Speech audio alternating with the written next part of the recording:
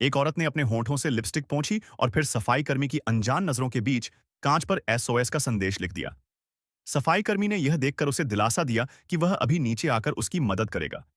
थोड़ी ही देर में सफाई कर्मी बालकनी के बाहर से कमरे में आ गया और औरत से पूछा क्या हुआ।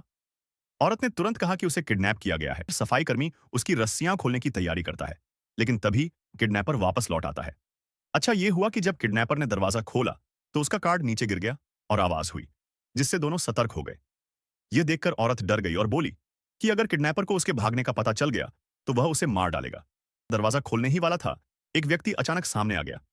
किडनैपर ने कहा कि यह उसका कमरा है और वह अंदर जाने लगा, लेकिन सफाई कर्मी ने उसे धक्का देकर बाहर कर दिया और बोली कि वह गलत कमरे में आ गया है, और इतना कहकर दरवाजा बंद कर दिया।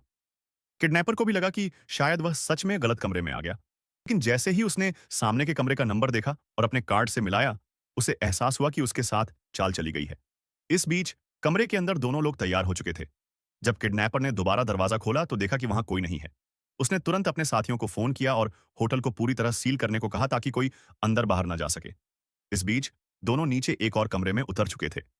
जैसे ही वे बाहर निकलने वाले थे, अचानक दरवाजा खुल गया।